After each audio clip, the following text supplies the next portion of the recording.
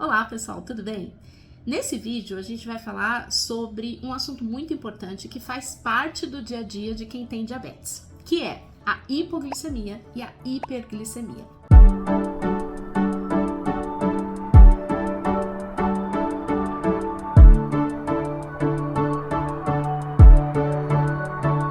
Todo mundo que tem diabetes já passou por algum episódio tanto de hiperglicemia quanto de hipoglicemia. Isso faz parte. O objetivo é sempre minimizar os episódios, ou seja, você ter o menor número possível de episódios tanto de hipoglicemia quanto de hiperglicemia. Por quê? Quanto menos episódios de hipoglicemia e hiperglicemia você tiver, melhor estará o controle do seu diabetes. A primeira dica que eu quero te dar aqui é você se inscrever no canal, né? É importantíssimo que você se inscreva no canal, porque daí o YouTube entende que esse é um conteúdo importante e realmente é um conteúdo importante, então a gente depende que você se inscreva no canal. Bom, vamos começar então falando da hipoglicemia, né? O que é hipoglicemia? Hipoglicemia é quando a taxa de glicose no sangue está abaixo de 70. Nós temos três fases da hipoglicemia, né? A primeira é considerada hipoglicemia leve, que a glicose fica entre 70 até 54. A hipoglicemia moderada é quando a glicemia fica até 54 e a hipoglicemia severa é quando a glicemia está abaixo de 50. Vale lembrar que quando a hipoglicemia caracteriza-se por uma glicemia abaixo de 50, você já começa a ter lesão no sistema nervoso central.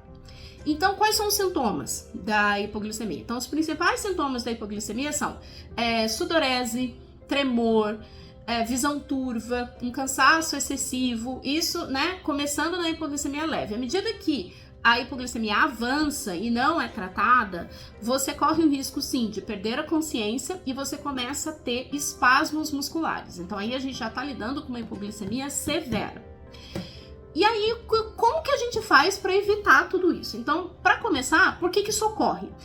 É importante que você entenda por que a hipoglicemia ocorre, justamente para poder prevenir. A hipoglicemia ocorre no diabético tipo 1 quando a dose de insulina que ele toma não tá certa. Então, isso pode acontecer por algumas razões, né? Ele tomou uma dose muito elevada, ou então ele comeu de menos, a dose nem foi tão elevada assim, mas ele comeu pouco e aí ficou muita insulina no sistema para pouca comida. Ou então ele tomou uma dose considerada adequada, ele até comeu, mas aí ele saiu para fazer uma atividade física aeróbica, gastou um monte de caloria e aí acabou tendo hipoglicemia. Então esses são os três cenários mais comuns da hipoglicemia.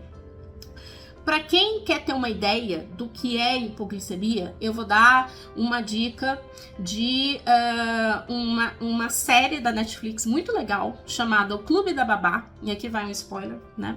O Clube da Babá é uma série que até parece para criança, assim, mas ele trata de alguns temas bem legais. São três meninas, né? No começo são três meninas, depois vira 4, 5, que resolvem montar um clube de babás, né? E, aqui vai o spoiler, uma dessas meninas tem diabetes tipo 1 e ela não conta, ela esconde até determinado ponto, só que daí as rivais desse clube, né, meninas mais velhas, descobrem isso e aí viralizam na internet um vídeo dessa menina tendo uma hipoglicemia na antiga escola dela. E ela teve uma hipoglicemia severa. Então no vídeo aparece realmente a menina como se ela estivesse convulsionando, porque é assim que acontece mesmo.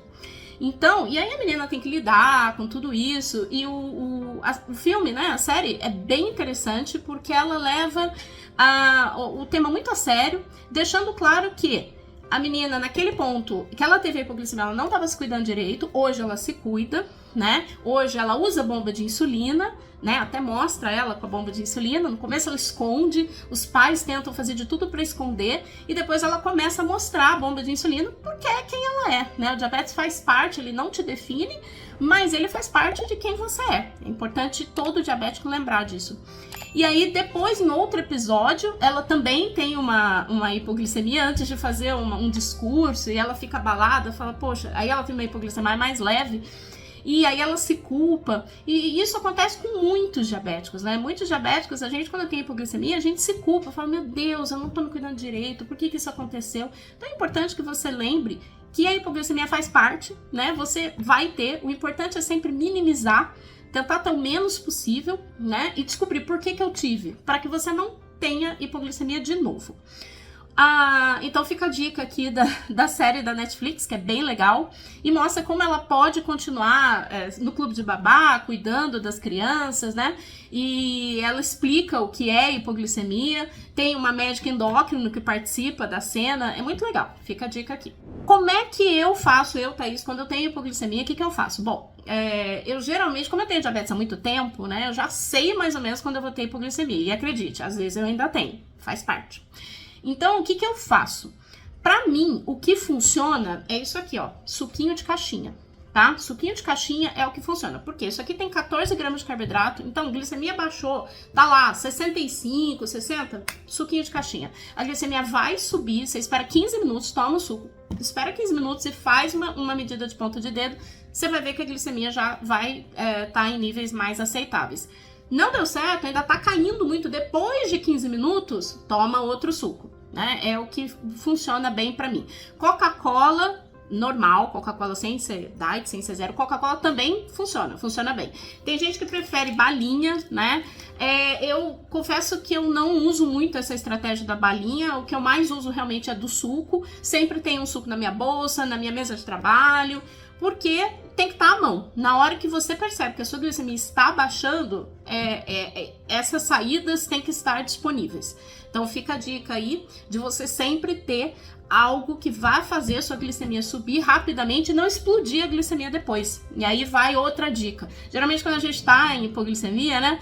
Pô, vou aproveitar a chance de comer um chocolatinho, eu vou comer... Qual o problema de você comer um chocolate quando você tem hipoglicemia? O chocolate, ele tem gordura, então todo alimento que tem gordura, ele vai demorar mais para ser metabolizado, ele vai demorar mais para aquela glicose chegar no seu sangue. Então, provavelmente, se você comer chocolate, em 15 minutos sua glicemia não vai tá em níveis aceitáveis. E aí você vai comer mais e mais chocolate. Aí o que vai acontecer? Passou um tempo, ok, a glicemia vai até chegar naquele ponto, só que depois a sua glicemia, vai explodir por causa da gordura. Entendeu? Então eu recomendo sempre que, embora a vontade seja de comer alguma coisa, um doce, o problema está justamente nisso, na gordura associada. Então eu recomendo sempre que, se a sua glicemia estiver baixa, baixou de 70, suco, Coca-Cola são as melhores saídas, as melhores estratégias. Vamos falar um pouquinho agora de hiperglicemia, né? Muitas pessoas já me perguntaram, mas afinal, o que é mais perigoso, a hipo ou a hiper, né? Lembrando que a hipoglicemia, ela é um caso de emergência, né? Tem que resolver ali, na hora. Não dá pra ficar esperando o que vai acontecer. Não, tá com hipoglicemia, tem que resolver. Então é um caso realmente de emergência. A hipoglicemia é emergência. A hiperglicemia, o problema dela é a longo prazo. Então, infelizmente, muitos diabéticos ainda pensam, eu vou deixar a glicemia um pouquinho mais alta, né? Porque daí eu reduzo as chances de ter hipoglicemia. Não. Quando você deixa a sua glicemia mais alta, por muito tempo e constantemente, você vai estar fazendo lesão nos vasos, né? Nos microvasos dos olhos, nos vasos dos seus membros, até em vasos grandes, né? Vasos cardíacos. Então, por isso que diabético também tem maior risco a desenvolver problemas cardiovasculares, justamente por causa dessa hiperglicemia, né? Então, hiperglicemia, por definição, é quando a sua glicemia está acima de 170. Se você pega uma pessoa que não tem diabetes, uma glicemia acima de 126 já é considerada alta. Para o diabético, uma glicemia de 130, 135 tá ótimo, né? Então, quando você tem uma glicemia acima de 170, aí sim você tá com hiperglicemia. Ou acima de 200, 2 horas depois do almoço, né? Então, aquela glicemia que a gente chama de pós-prandial. Se você tá com essa glicemia acima de 200, você tá com caso de hiperglicemia. E para tratar a hiperglicemia, o que você faz? Primeira coisa, insulina, né? Então é importante você saber aqui o seu fator de sensibilidade. O que é fator de sensibilidade? Fator de sensibilidade nada mais é do que o quanto uma unidade de insulina vai abaixar da sua glicemia. Então, no meu caso, Thaís, o meu fator de sensibilidade é 1:50. Ou seja, uma unidade de insulina abaixa 50 da minha glicemia. Então, se a minha glicemia está 200 e ela deveria naquele horário não estar 200, obviamente, que eu tô com hiperglicemia, ela deveria estar pelo menos 150. Então eu vou tomar uma unidade de insulina e isso vai ser resolvido. Agora, esse fator de sensibilidade, ele é individual. Não adianta você pegar o meu fator e colocar para você, porque pode não ajudar, né? Então, o que é importante? Você saber qual é o seu fator de sensibilidade. E o seu médico que tem que te ajudar nessa, né? É o seu médico, ele que vai te ajudar, ele que vai descobrir, através das suas medidas de glicemia, qual é o seu fator de sensibilidade. A gente já falou isso em outros vídeos aqui, né?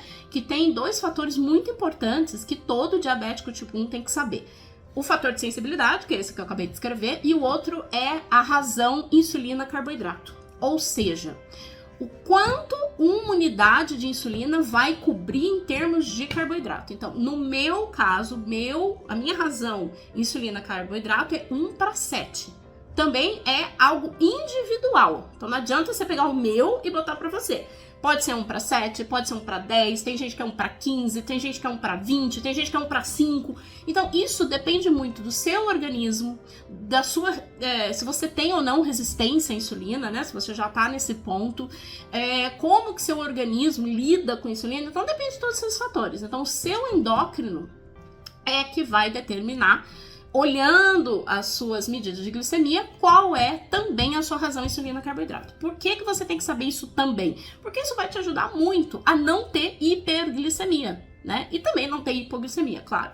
Mas a hiperglicemia, ela é extremamente frequente para quem não tem a menor noção desses 2 fatores, tanto do fator de sensibilidade quanto da razão insulina-carboidrato. Então imagina que você vai comer um prato que tem arroz, feijão e uma porção pequena de frango e uma salada.